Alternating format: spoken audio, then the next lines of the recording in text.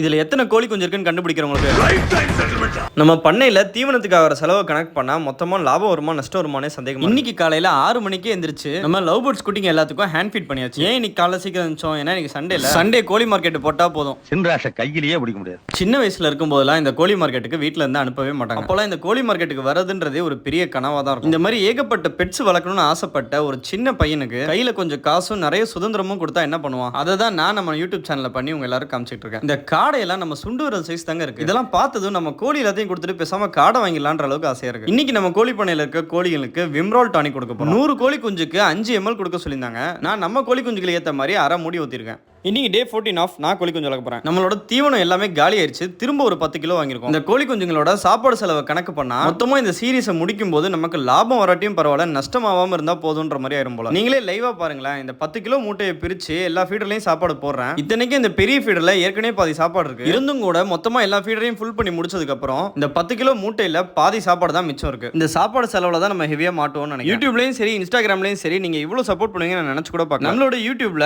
38,000 சப்ஸ்கிரைபர்ஸ்ல இருந்து 41,000 ஒரே நாள்ல மாத்தி கொடுத்துருக்கீங்க. இந்த 3,000 சப்ஸ்கிரைபர்ஸ் ஏறனால நம்ம 3 கோழி கொஞ்சம் எக்ஸ்ட்ரா ஆட் பண்ணிருக்கோம். இதே மாதிரி இந்த வீடியோவை யூடியூப்ல பாக்குறவங்க மறக்காம சப்ஸ்கிரைப் பண்ணிருங்க. நீங்க பண்ற சப்ஸ்கிரைபர்ஸ் தான் நம்ம கோழி பண்ணையை டெவலப் பண்ண போறோம். அதே மாதிரி நம்ம இன்ஸ்டா ஃபாலோவர்ஸும் நாங்க என்ன சும்மாவான்னு சொல்லி 20,000 ஃபாலோவர்ஸ்ல இருந்து 21,000 மாறி இருக்கு. அந்த 1000 ஃபாலோவர்ஸ் ஏறனால நம்ம ஒரு கோழி கொஞ்சம் எக்ஸ்ட்ரா வாங்கி விட்டுருக்கோம். இதே மாதிரி இந்த வீடியோ இன்ஸ்டாகிராம்ல பாத்துட்டு இருக்கவங்க மறக்காம நம்ம சேனலை ஃபாலோ பண்ணிருங்க. நீங்க பண்ண போற அந்த சின்ன ஃபாலோ நம்ம கோழி பண்ணையை டெவலப் பண்றதுக்கு ரொம்பவே உதவியா இருக்கும். தேங்க்யூ ஃபார் வாட்சிங். Tata bye by.